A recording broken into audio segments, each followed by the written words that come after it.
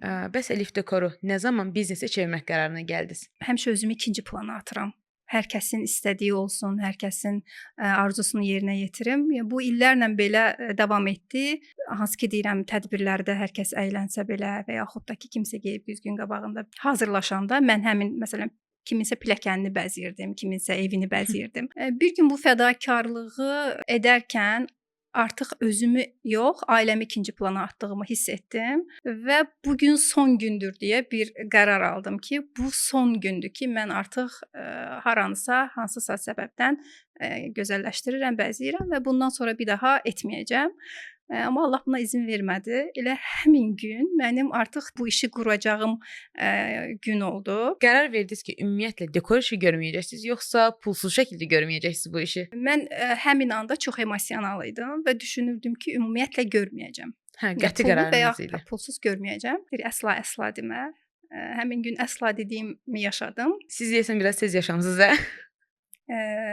Belə deyim, o ərəfələrdə oğlumun ad günü idi. Mən oğlumun ad gününə özüm istədiyim şəkildə bir dekor qurdum və bu mənə motivasiya oldu. Bundan sonra mən layihəyə qoşuldum. O layihədə müəyyən bir fikir irəli sürməli idim və düşündüm ki, bu fikir niyə də dekor sahəsində olmasın? Burdan yola çıxaraq mən artıq işimi qurdum, irəlilətdim, insanların rəğbətini qazandım və bugünkü Elif Dekor ortaya çıxdı. Elif Dekoru bəs necə inkişaf etdirdiniz? 2019-un noyabr ayı idi. Biz artıq qərarı qəbul edib ciddi olaraq işlərə Bu başladığımız. zaman yanınızda sizə dəstək olanlar var idi? Bəli, var idi. Ailəm sağ olsun həmişə yanımdaydı, həmişə dəstək idi.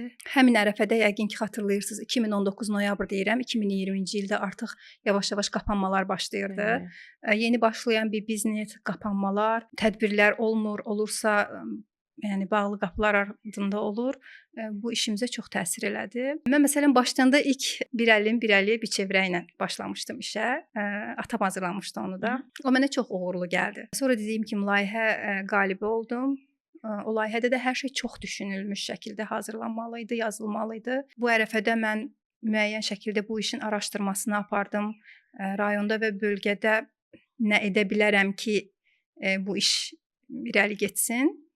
Qeydlərimi götürdüm və bu qeydlər üzərindən başladım işimi inkişaf etdirməyə. Məsələn, yeni başlayanda o vaxt strafor kəsimləri olsun, sonra maket dekorlar olsun. Bu sahədə biraz boşluq var idi. Mən çalışdım ki, o hissədən başlayım.